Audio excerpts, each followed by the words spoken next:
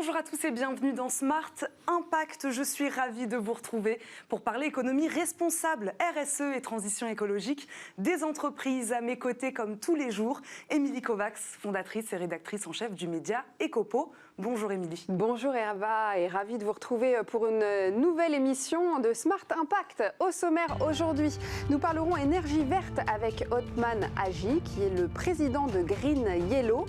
Notre débat RSE porte aujourd'hui sur la relance des entreprises après cette crise de la Covid-19. David Laurent, responsable du pôle climat et océan d'entreprise pour l'environnement, et Michel Fredo, directeur associé de Boston Consulting Group, sont nos invités. Cette relance est-elle responsable? On verra ça avec eux.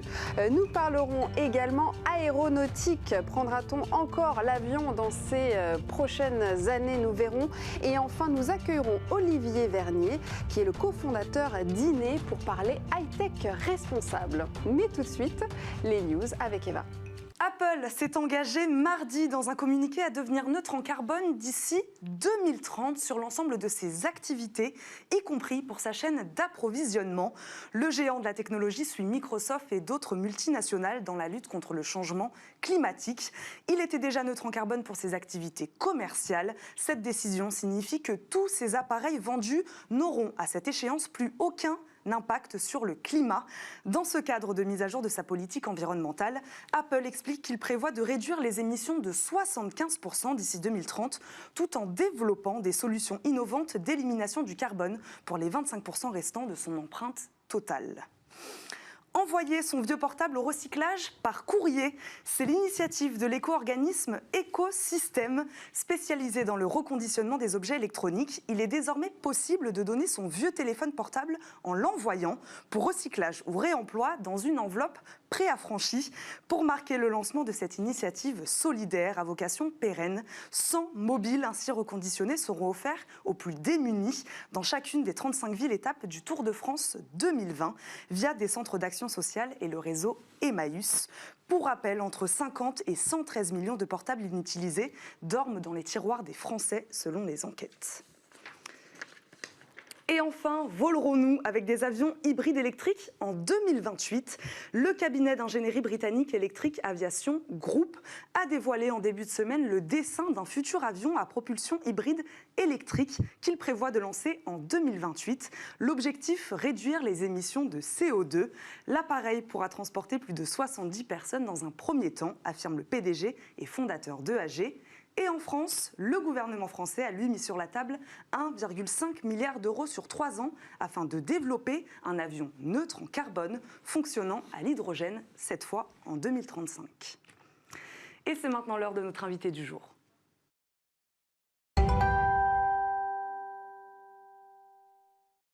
Notre invité du jour est Othman Haji, le fondateur de Green Yellow. Bonjour. Bonjour. Merci d'être avec nous. Merci. Pour parler de Green Yellow, qui est une filiale de Casino qui date de 2007. Vous avez eu cette idée, est-ce que vous pouvez nous raconter la genèse qui est intéressante de Green Yellow? Nous avons été pionniers dans cette démarche de transition énergétique. Nous sommes un allié des entreprises et des collectivités pour les accompagner dans leur transition énergétique, grâce à une multitude de solutions qui sont des solutions complémentaires.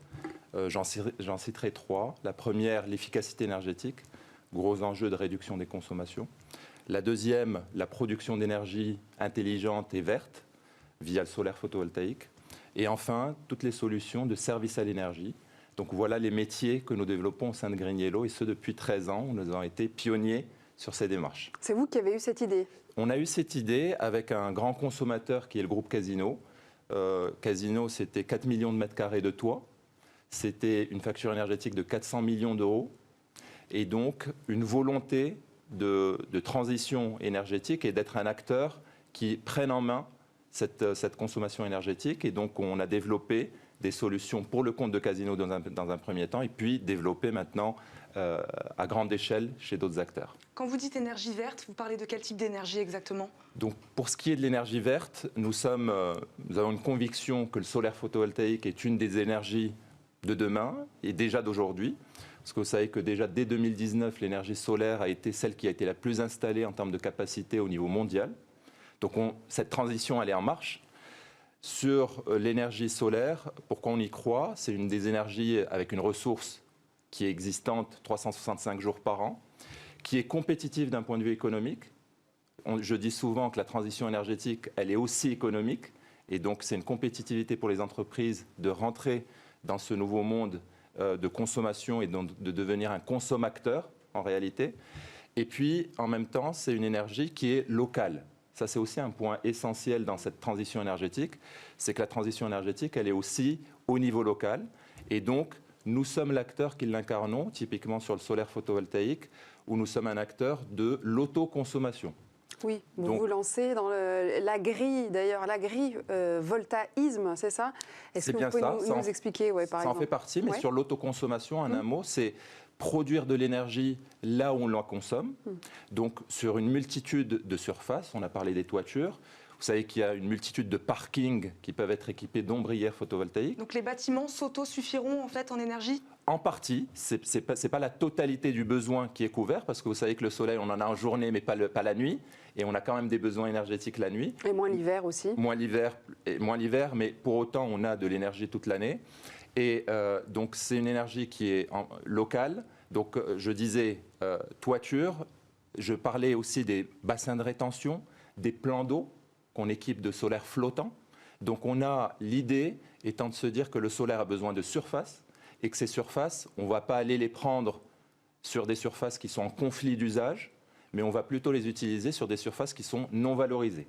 Donc via le solaire en autoconsommation, on a d'une part une valorisation du foncier, des surfaces qui étaient perdues pour la nature, on va dire. On a de la production locale, verte et économiquement intéressante. Très bien, et donc l'agrivoltaïsme, c'est... Qu'est-ce que c'est? C'est le fait de lier deux mondes. Le monde agricole est un monde qui, finalement, a une multitude de défis et de challenges. Je vous prends l'exemple de la viticulture. Aujourd'hui, avec le réchauffement climatique, la thématique de la viticulture est en danger sur certaines zones de la France. Elle est complètement transformée. Elle est transformée. On a des solutions, et on a travaillé avec des laboratoires de recherche, que pour équiper, je dirais, les implantations et le monde agricole de centrales solaires. Donc ces centrales solaires vont venir potentiellement, je dirais, rafraîchir la vigne et faire en sorte qu'à un moment donné, on ait une production agricole qui soit optimale, mais également qu'on bénéficie finalement de ces surfaces que pour produire de l'énergie verte locale. Vous avez bien été accueilli par ce secteur agricole. Comment ils ont accueilli votre idée ? Bien évidemment, le secteur agricole est un secteur en pleine évolution et il fait aussi sa transition énergétique. Parce que quand on parle de transition énergétique, elle ne vise pas quelques experts. La transition énergétique, pour qu'elle puisse fonctionner, il faut qu'elle vise l'ensemble des acteurs, qui sont des acteurs entreprises, collectivités, qui sont les particuliers et les professionnels. Et bien évidemment, les agriculteurs font partie de ce spectre-là. Et il faut savoir que c'est des ressources nouvelles pour eux, et donc qui sont des ressources complémentaires. Donc le modèle économique aussi du monde agricole est en train d'évoluer. Et donc c'est des revenus complémentaires pour l'agriculteur. Je vous cite un autre exemple. Avec les agriculteurs, on travaille beaucoup sur des hangars agricoles. Donc un hangar agricole qui sert à l'agriculteur pour ses besoins de stockage, mais qui en même temps va servir à produire de l'énergie verte locale. Et donc un complément de revenus pour l'agriculteur. Justement, parler de stockage, c'est un peu la difficulté dans les énergies vertes et notamment solaires. Où est-ce qu'on en est sur le stockage des énergies? Est-ce que ça progresse de ce côté-là? Nous sommes un des acteurs aussi de l'innovation. Et bien évidemment, l'électricité et le stockage sont deux mondes qui doivent se parler et qui se parlent de plus en plus. Le stockage est quelque chose qui évolue très vite. D'ores et déjà, les batteries de stockage, que ce soit pour la mobilité électrique, mais aussi pour le stockage stationnaire, existent et sont de plus en plus compétitives. Des milliards d'euros d'investissements sont en train d'être réalisés que pour avoir des usines de production et donc de baisser le coût du kilowattheure stocké. Et pour un petit exemple, la capacité de stockage, je veux dire, le prix a été divisé quasi par 3 en moins de 5 ans. Donc on est sur des solutions qui deviennent compétitives et donc on va pouvoir faire ce qu'on appelle de l'hybridation. Donc des moyens de production intermittents, comme le solaire, auxquels on adosse des solutions de stockage permettant à un moment donné de subvenir aux besoins du client dans sa globalité. Qu'est-ce qui vous différencie de vos concurrents? Enfin, si vous les considérez même comme des concurrents, il y a peut-être de la place pour tout le monde aussi dans ce secteur. Moi, je retiendrai 3 points. Il y a tout d'abord le modèle économique dans lequel on se situe, et notre modèle, qui est assez unique, qui est un modèle qui lie 2 choses, l'expertise technique et l'expertise également financière. Vous allez me dire, l'expertise technique, tout le monde se targue d'être expert technique sur ces métiers-là.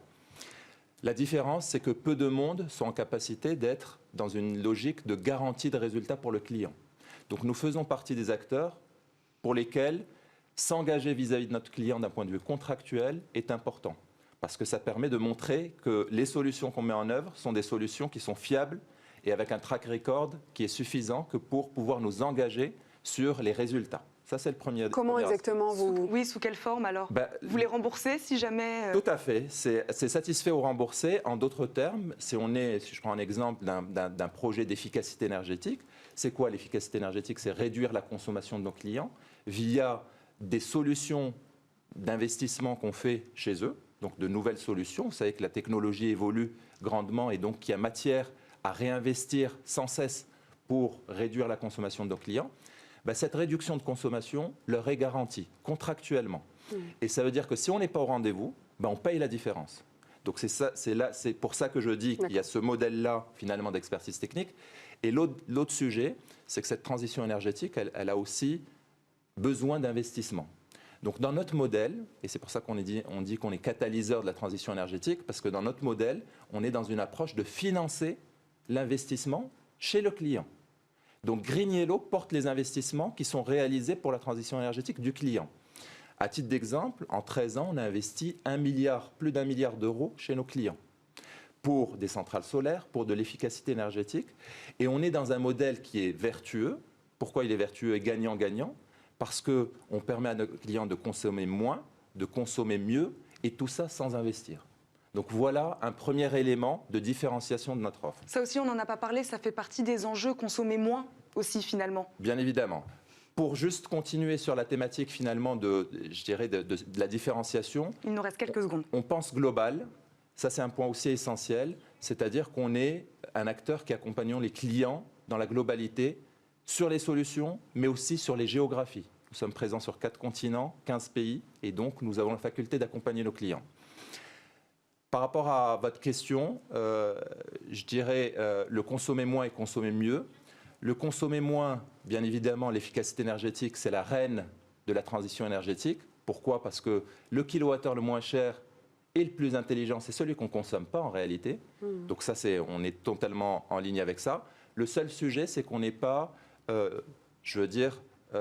dans l'utopie, parce que zéro consommation, ça n'existe pas.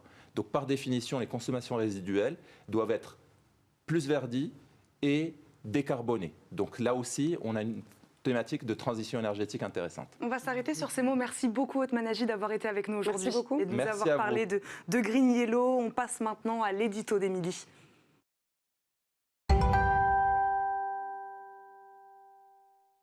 Pouvons-nous encore prendre l'avion? Quelles mesures doit suivre l'aviation civile pour respecter l'accord de Paris et aligner la France sur une trajectoire neutre en carbone?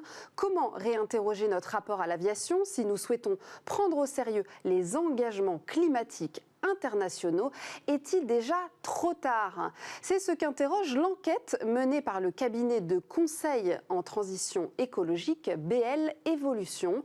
Sa récente étude intitulée « Climat, pouvons-nous encore prendre l'avion ?» présente plusieurs scénarios d'évolution envisagés à horizon 2030 et 2050, mais aussi des alternatives responsables aux trajets nationaux et européens.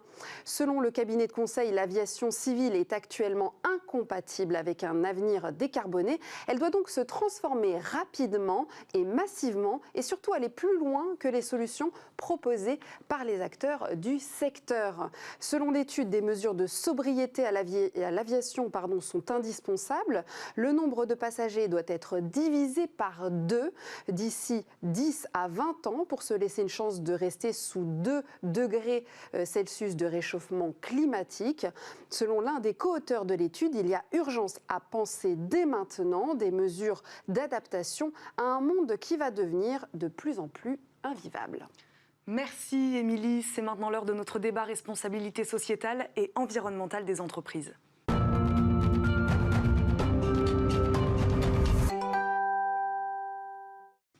Notre débat RSE du jour porte sur la relance économique post-Covid.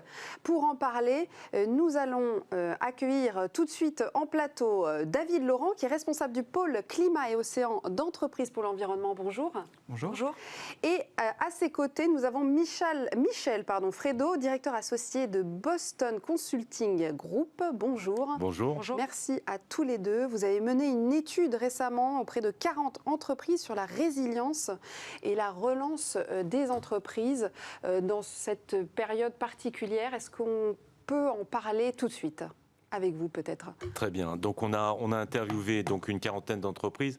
Notre souci, c'était de se dire que, de s'assurer que le climat n'allait pas être la prochaine victime du Covid et d'avoir un peu prendre le pouls des entreprises dans ces conditions-là. Et je pense que dans ce cadre-là, il y a un premier thème, je pense, qui est important, c'est la résilience. Et par rapport à cette résilience, quels sont les axes sur lesquels les entreprises doivent se positionner? Je vais peut-être laisser la parole à David pour peut-être définir un petit peu ce que c'est que la résilience du point de vue plus méthodologique. Tout à fait. En fait, cette question de résilience, elle s'est posée au début du confinement.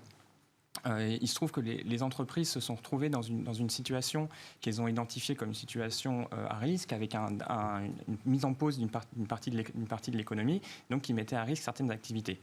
Donc, face à ça, il y a des questions qu'on s'est posées chez EPE. Donc peut-être EPE, c'est 50 grandes entreprises françaises qui travaillent ensemble sur des sujets émergents dans le domaine de l'environnement, dans le but de mettre ces sujets au cœur de la stratégie des entreprises. Donc c'est vraiment ces questions-là et cette méthodologie qu'on a appliquée dans le cadre de la crise de la Covid-19, à savoir se poser la question, c'est quoi la résilience? Et la résilience, c'est faire face aux risques aujourd'hui et anticiper les prochains.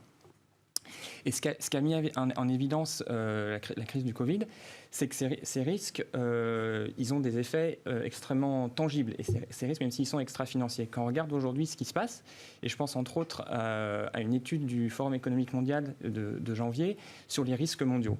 Et c'était assez inédit, puisqu'on s'est rendu compte que pour la première fois, le top 5 des risques mondiaux, c'était des risques environnementaux. C'était le changement climatique, l'érosion de la biodiversité, les risques de sécheresse. Et donc tout ça, en fait, c'est les prochains risques. Et la résilience, c'est quoi? C'est anticiper ces risques. Donc pour les entreprises, être résilient dans l'avenir, c'était anticiper ces nouveaux risques extra-financiers qui ont été rendus extrêmement tangibles par la crise du Covid. Donc c'est vraiment ce travail qu'on a voulu faire avec le Boston Consulting Group et les membres d'EPE. Et qu'est-ce qui est sorti alors de cette étude sur ces 40 entreprises? Qu'est-ce qu'on a vu? Que celles qui n'avaient pas été résilientes ont eu plus de difficultés? Qu'est-ce qui en ressort? On va rentrer dans le détail des plans d'action et de ce qui ressortait en termes d'action, mais juste peut-être au départ, dans le contexte dans lequel on opère, c'est qu'on s'aperçoit que suite au Covid, être résilient, c'est déjà être résilient vis-à-vis des marchés financiers. Or, ce qui s'est passé pendant la crise du Covid, et on a réalisé un certain nombre d'analyses, c'est que les fonds ESG, donc qui couvraient à la fois le climat, mais aussi l'environnement et puis le social, ont beaucoup mieux résisté que le reste des fonds investis dans la bourse classique, et que c'est eux qui ont bénéficié du plus d'entrées d'investissement également. Donc il y a quand même une notion que du point de vue de l'investisseur, les entreprises qui sont responsables et qui font face à ces crises-là de manière plus explicite sont mieux armées. Deuxièmement, c'est aussi être résilient vis-à-vis de ses talents. Et vous avez vu le manifeste des étudiants en France il y a quelques mois qui a exprimé de façon très claire le fait que les étudiants français des grandes écoles ne veulent plus rejoindre des entreprises polluantes et que l'environnement et la raison d'être deviennent des critères importants de choix.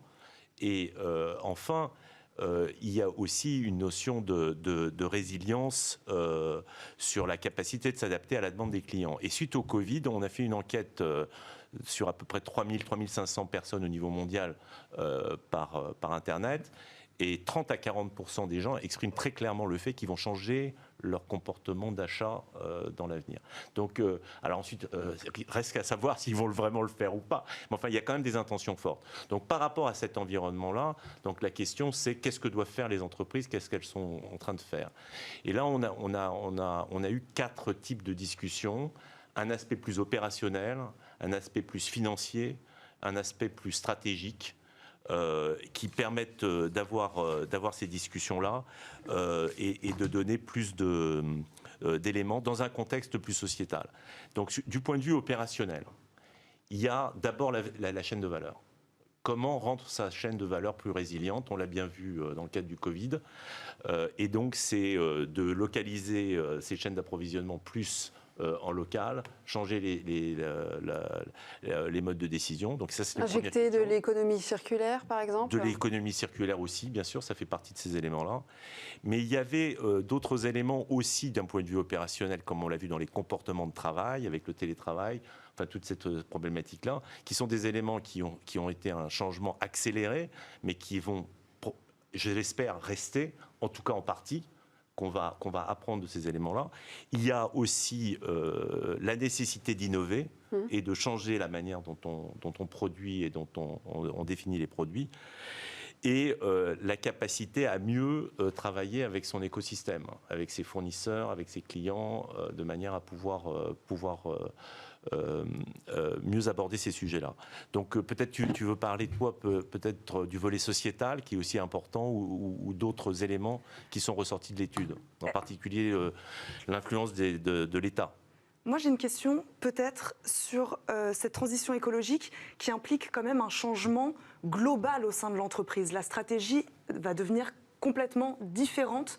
Est-ce que ça leur fait peur aux entreprises, ou est-ce qu'elles voient ça plutôt justement comme une opportunité, et comme une opportunité même économique ? Alors, c'est un très bon point. Effectivement, la transition écologique, c'est une transformation majeure de l'économie et de la société. D'ailleurs, c'est un travail que l'on a fait l'année dernière chez EPE, en publiant une large étude qui s'appelle Zen 2050, Zen pour zéro émission nette, où on s'est projeté sur les conditions de succès de l'atteinte de la neutralité carbone. Et donc, ce qu'on rend compte, c'est que oui, c'est une transformation majeure, et aussi que les entreprises, elles ont déjà commencé depuis plusieurs années cette rotation de leur business model. C'est le business as usual des entreprises de s'adapter à l'évolution de leur environnement. Donc, non, c'est pas alarmant. Par contre, il y a un enjeu majeur, c'est celui du rythme de la transformation. Comment est-ce qu'on arrive à faire cette transformation, et je dis ensemble, puisque la deuxième déterminant, c'est qu'elle est tellement massive que chacun a un pouvoir d'influence qui est limité. On a besoin de dépasser sa zone traditionnelle d'influence, et donc d'amorcer une mise en mouvement collective. Et c'est ça qui est très important, c'est cette notion de collectif. Comment est-ce que les entreprises peuvent agir entre elles pour faire accélérer cette transformation, et également en dehors de la sphère économique, et embarquer les citoyens, les consommateurs. C'est compliqué de mobiliser tout le monde autour de ces thématiques en interne. C'est vrai que c'est des sujets que vous abordez au sein d'EPE, par exemple. Complètement. S'inspirer des bonnes pratiques dans les entreprises, entre elles peuvent se donner des bonnes astuces de ce qu'elles font chez elles, par exemple. Oui, là on l'a vu, je pense, sur la dernière année, au niveau stratégique dans les entreprises, ce virage, il a été pris. On a vu, il y a des nouvelles stratégies de neutralité carbone, vous en avez parlé précédemment, qui sont annoncées quasiment tous les mois. Donc je veux dire, c'est fantastique. Et ensuite, le step d'après, et Michel, en tant que consultant, pourra développer là-dessus, c'est évidemment comment est-ce qu'on passe à la mise en place. On a une stratégie, ensuite cette stratégie, il faut la dérouler dans l'organisation. Et aujourd'hui, le challenge, il est là. C'est comment est-ce qu'on arrive à transformer notre manière de faire, nos habitudes. Et là, il y a des gros enjeux en termes de comportement, en termes de valeurs, en termes de pratiques. Et c'est ça aujourd'hui les sujets sur lesquels il faut se pencher dans les entreprises. Nous ne pourrons malheureusement pas vous faire réagir, Michel Frédot. C'est déjà la fin de ce débat. Il faudra revenir sur notre plateau. Avec plaisir. Merci à tous les deux d'avoir été avec nous aujourd'hui. On passe maintenant à la bonne idée du jour. Ça marche.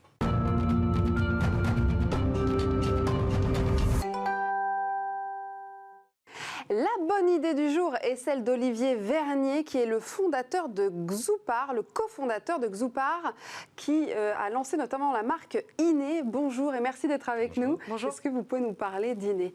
Alors, INE, c'est l'aboutissement d'un projet de transformation de notre entreprise qui s'appelle Zoopar, qui a déjà 10 ans. On fait des accessoires pour téléphone. Et depuis 3 ans, on a commencé à développer des produits éco-responsables. Donc, éco-responsable dans le high-tech, il y a un challenge quand même à faire par rapport à tout ce que l'on faisait précédemment, entre les packaging qui étaient en plastique. Finalement, on est passé sur des packaging en carton recyclé. Ou alors des packaging qui avaient beau être en RPET, qui avaient un second usage. On proposait au début à ce que votre packaging puisse servir pour mettre votre téléphone à l'intérieur pour le protéger quand vous êtes à la plage, faire des choses comme ça. On essayait de donner un sens à chaque partie de ce que l'on vendait. Voilà. Quels sont les accessoires exactement? Chargeurs de téléphone? Des enceintes. Des enceintes? Du son, donc des enceintes, des chargeurs et des câbles, pas mal de câbles. Le câble, c'est pareil. C'était un produit qui était considéré comme quasiment jetable, consommable. Dans une démarche éco-responsable, il n'y a pas forcément besoin de dire on va changer la matière, mais si on fait des produits qui durent plus longtemps, on est déjà dans une démarche. Ça, c'était la démarche passive. La démarche active ensuite, c'était de dire maintenant on va changer les partenariats, comment est-ce qu'on va chercher des nouveaux acteurs dans la production directement en Chine. Voilà. Et le produit INE est une de ses conséquences parce qu'on a trouvé une société aussi franco-hongkongaise qui récupère les déchets de croûtes de cuir des gants de travail. Vous voyez les gants de travail qu'on achète dans n'importe quel grand magasin, voilà. Il y a énormément de déchets, c'est du vrai cuir qui a été jeté. On récupère vraiment le déchet de ça, c'est broyé. On rajoute 20% de latex, donc 70% de cette croûte de cuir pour en faire un cuir recyclé, ça s'appelle du Synderme. Ensuite, c'est assemblé sur nos produits et on en fait un produit qui est un porte-carte. Comme celui-ci, vous pouvez montrer à la caméra. Donc voilà, donc le INE, qui est ce dont vous avez besoin. Vous avez une batterie au lithium parce que votre téléphone, vous en avez besoin qu'il soit tout le temps chargé.